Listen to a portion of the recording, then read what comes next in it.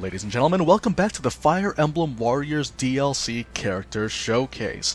Today we're going to be looking at the third and last character of the DLC pack, Shadow Dragon, and this is going to be Navarre. Navarre, we've already said before, to be a Lyn clone, and like I've said many times, if you want to have a clone character, you might as well clone the best movesets in the game. So Navarre is a very straightforward unit, as exactly the same as Lyn, and following suit with Minerva, the stat spread that they gave to these characters is essentially just optimized for pure damage. So in this case it would be high strength, high skill, and high luck. Right now I'm actually going to go ahead and put a side-by-side of these stats that you can see right now. So this will be the stats of Lyn and Navarre at 110, so you can see that there's more of an emphasis on overall attack power, and yeah, that pretty much says what he's all about. So as you can see over here, his skill stats are going to be, let's see, Lethality, Lone Wolf, Trample, Luna, Luck plus 20, and Astra. Pure damage right off the bat, and for those of you guys that missed my Lone Wolf video, Lone Wolf by itself is actually just as strong as having the combination of Pair Up Plus on your weapon attribute and having a partner with the Solidarity skill crest, so keep that in mind. As well, super high skill means that lethality procs, along with a 134 luck, means that most people will die fairly quickly from critical strikes. As you guys just saw right now, we are at the map on history mode where you can get the Wodao Opus, which he has at the moment. It's a little bit tricky to farm his skill crests, but once you have them all down though, he's an extremely powerful unit. Probably the highest damage, I believe, considering how fast the moveset of Lyn and Navarre is. I'd say that the 1v1 potential for this moveset is actually higher than Ryoma, believe it or not. Of course, that is subject to change. We'll see what other changes happen in the near future, but I'll just quickly show you the weapon. This I find to be my personal opinion of the idealized post-game, late-game setup. So this time around it's going to be a Wodao, 720 because of Divine Favor. I've given him Swordbreaker, Warrior Plus, and Fury Builder, just because when you have Lone Wolf you don't have to worry so much about pairing up. As well, Critical Focus is extremely useful, and that goes hand in hand with Lone Wolf due to the fact that even if you're fighting against spear users, which is what swords are weak to, you will still be able to break white sun gauges. As well, Armor Strike just works in tandem. If anyone were to survive his critical strikes, a few more hits from the Rainstorm attacks are going to be really good.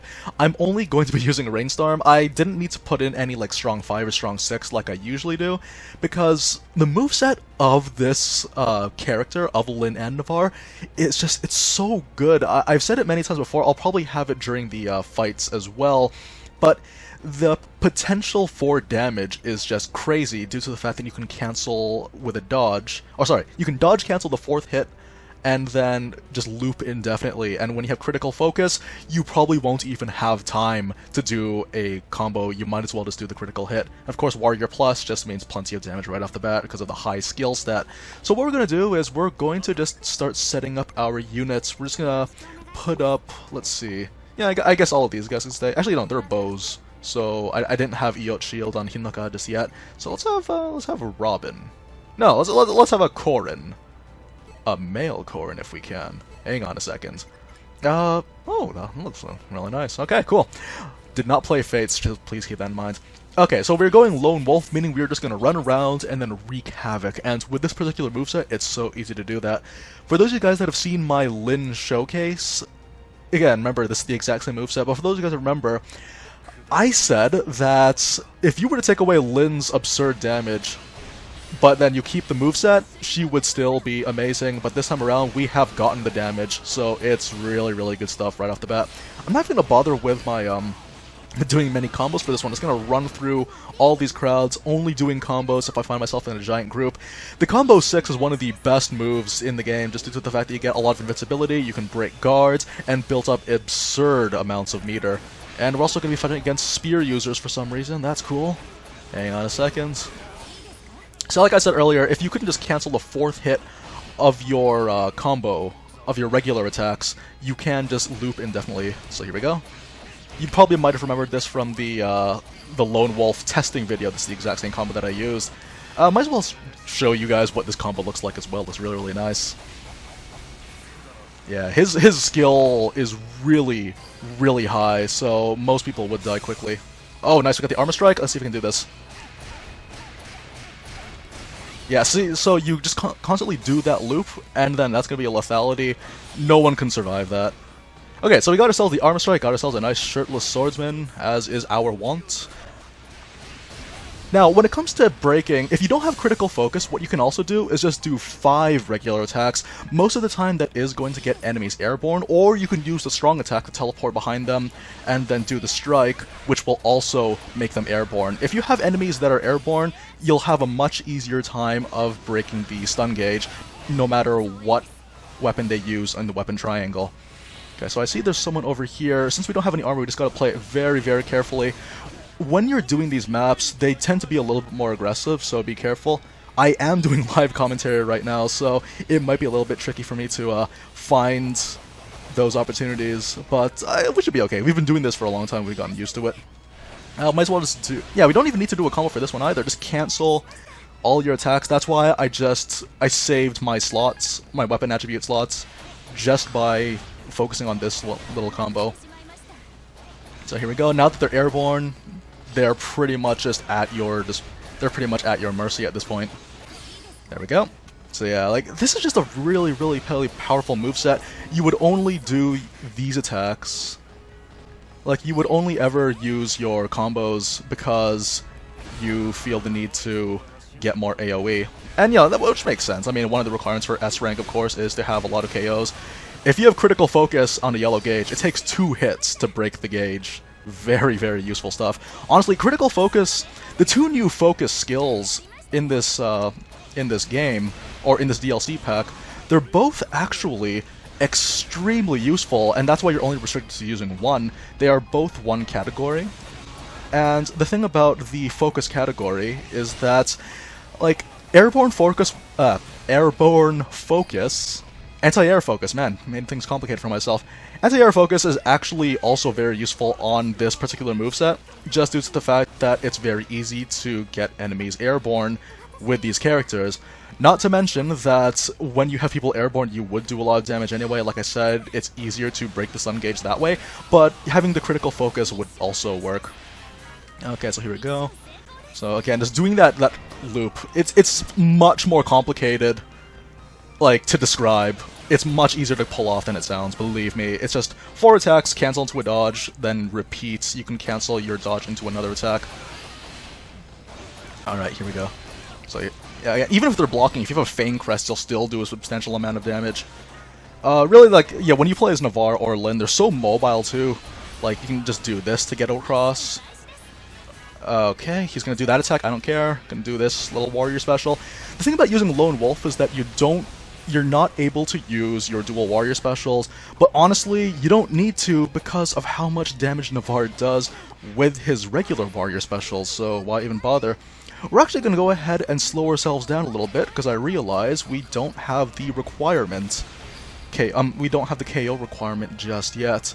So what we're going to do is we are going to run through the enemy base, take a little bit of a detour here, and then we are going to work our way up. Hopefully the people at the base will be fine without us. Alright. Yeah, and even just the damage he does prior to the stun gauge is really nice. Alright, so yeah, maybe if I spammed the level 6 combo, sorry, not level 6, combo 6 a little bit more often, then probably we'd have more KOs under our belt, so that's okay. Like, even if you're up against a sword user, all you have to do is just do this attack. By the way, like, if you don't have the Opus, you could still set up incredible amounts of damage. We need 317 more KOs. So one of the things, too, is just like, even if you don't have the Opus, anyone that's not a spear user, just do your combo 4, which is 3 attacks like this one. This attack. And then, yeah, you can juggle them into the air by hitting the strong attack in mid-air, and then just finish them off with a combo. It's a very, very good moveset. I can't stress that enough. Like, it's the best because...